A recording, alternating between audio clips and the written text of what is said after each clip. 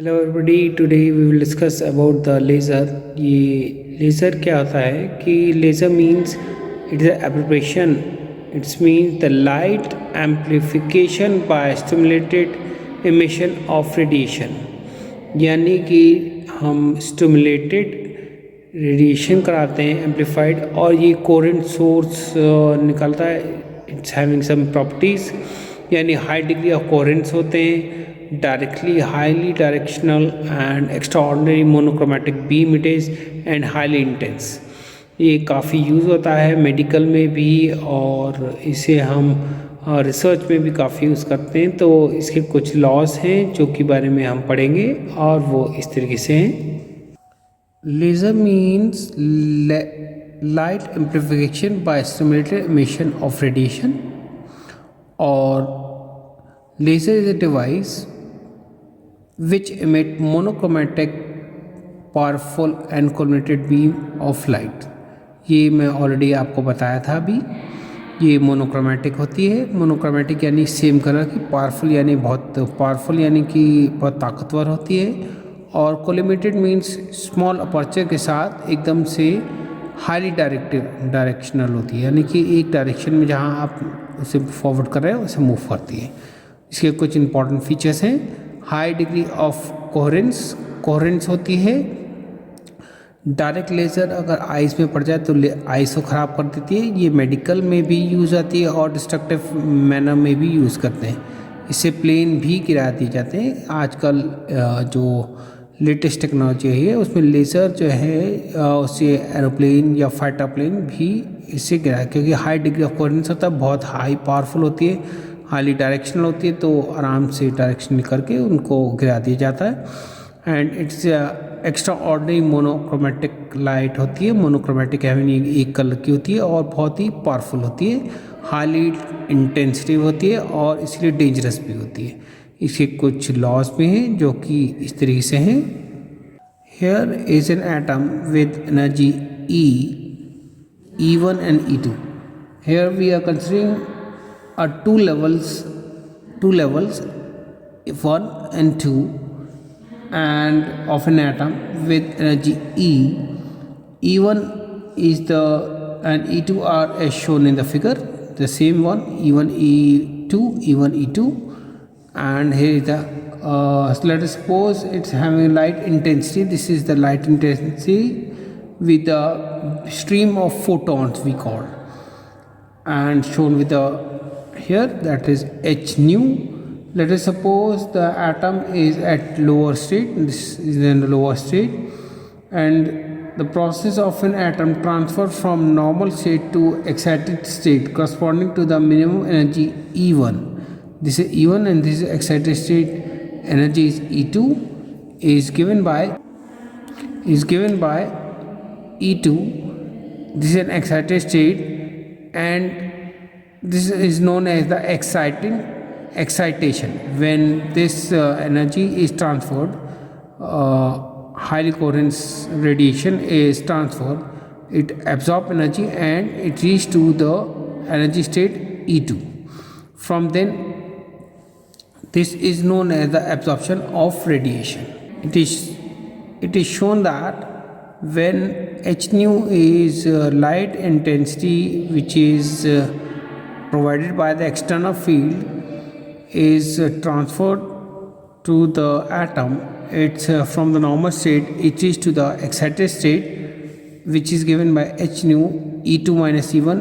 Nu is the frequency, h is the Planck constant. So h, if I take in the denominator, this is the minimum frequency that is required by the external field to change from atom from normal state to the excited state. अब यहाँ हिंदी में मैं बताना चाह रहा हूँ कि यहाँ एक एटम है जो कि दो एनर्जी स्टेट्स की दिखा रखे हैं, E1 और E2। E2 जो है नॉर्मल ग्राउंड स्टेट या फिर नॉर्मल स्टेट दिखा रखी है, E2 जो है आपकी एक्साइटेड स्टेट दिखा रखी है। यहाँ पे हम एक्सटर्नल फील्ड के द्वारा, यानी through the external field h nu as energy हम ट्रांसफ़र करते हैं। तो ये एटम ग्राउंड स्टेट से एक्साइटेड स्टेट में चला जाता है। इसे फ्लैंक के रूल के according H is equal to H nu करेंगे। H nu E2 minus E1 जो ट्रांसफ़र हुई एनर्जी यहाँ से नॉर्मल स्टेट से एक्साइटेड स्टेट में, तो H is the Planck quantity, nu is the frequency, तो H डिनोमिनेटर में ले जाएंगे तो ये है। An atom in a ground state with energy E1 absorb an incident photon of energy h nu, goes to excited state with the energy E2. This process is known as the stimulated absorption. इसे stimulated absorption कहा जाता है जब atom जो है normal state से excited state चला जाए। तो जब एटम एक्साइटेड स्टेट से नीचे आने लगता है तो ये दो तरीके से आता है। एक तो अपना आप, तो अपना आप के लिए स्पॉन्टेनियस एमिशन कहते हैं, या हम थ्रू रेडिएशन के इसे नीचे लाते हैं तो उसे स्टिमुलेटेड एमिशन कहते हैं। और वो लॉज इस तरीके से यहाँ दो लेवल दिखा रखे हैं, E1 and E2, और इसके अंदर एक्साइटेड स्टेट में एटम है और वो ग्राउंड स्टेट में आ जाएगा। ये स्पॉन्टेनियस एमिशन है, इसके अंदर कुछ भी चीज़ नहीं ज़रूरत होती और एटम जो है यहाँ से आता और ये रेडिएट एनर्जी करता है एच न्यू से। The emission of radiation from the higher energy state to the lower energy state without any external influence, external influence के बगैर आ जाए उसे क्या कहते हैं, स्पॉन्टेनियस एमिशन कहा जाता है। In English we can say, as we know that the absorption of photons E is equal to h nu is equal to E2 minus E1. That means nu, that's I already given as nu is equal to E2 minus E1 upon h. In excited state it come back to the normal state. This is known as the spontaneous emission as shown in the figure. This is before, when it is in excited state. This is in the normal state, and the atom is come back to its normal state, and this is the radiation. It is, you can say, as it is a random emission we call as.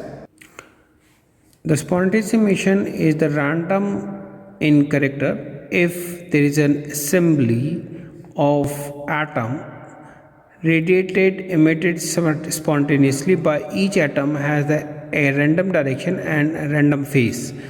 Thus the radiation in this case is the random mixture of the quanta having various wavelength, and the wave neither coherent in wavelength nor in phase. Thus the spontaneous emission is incoherent and has a broad spectrum.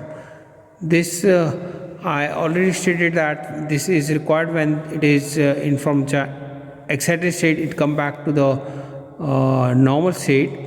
And यहाँ मैं हिंदी में ये बताना चाह रहा हूँ कि जो एटम है वो एक्साइटेड स्टेट से जो है नॉर्मल स्टेट में आते हैं और ये इनकोहेरेंस बनते हैं, क्योंकि वो इसमें कोई भी डायरेक्शनल जो है, मतलब कितने भी रेडिएशन वो ऊपर जाते हैं वो एटम जो है वापस ग्राउंड स्टेट पर आने लगते हैं और इनकोहेरेंट इमिशन प्रोड्यूस करते हैं और ब्रॉड स्पेक्ट्रम होता है, यानी कि इतना ज़्यादा कोहेरेंट नहीं होते और there is a random mixture of quanta of a various wavelength इसमें आती है। इसके बाद हम पढ़ेंगे जो कि हम यूज़ करते हैं स्टिमुलेटेड एमिशन। स्टिमुलेटेड एमिशन जो है ये गिवन है, this is an ground state, this is excited ground state and excited state. यहाँ मैंने लिखा नहीं है, this is E1, this is E2, और इसमें इंसिडेंट फोटॉन्स लेफ्ट से भेजा जा रहा है। एक रेडिएशन फोटॉन्स आती है तो ये ग्राउंड स्टेट पर आ जाता है और ये साथ ही अपने आप भी रेडिएशन इवॉल्व करता है। The process of forced emission of photon caused by the incident photon is called the stimulated emission. Now the English version I can say as the average life of an atom in an excited state is 10 to the minus 8 second.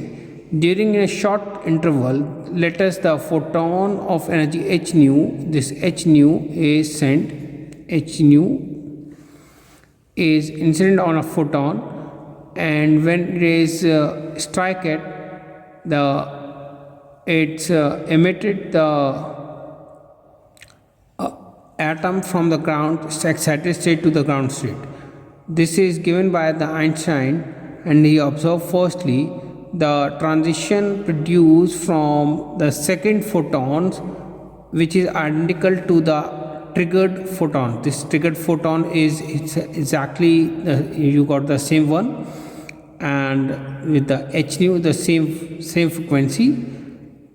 With respect to the frequency, phase and propagating direction, this process is known as the stimulated or incident photons. यहाँ जैसे हम incident photon को यहाँ से भेजेंगे, same ऐसे ही हमको यहाँ पे मिलेगा. तो ये सबसे पहले आइंस्टाइन ने देखा था और दिखाया भी था. इसे स्टिमुलेटेड एमिशन कहते हैं. The process of force emission of photons and caused by the incident photon is called the stimulated emission.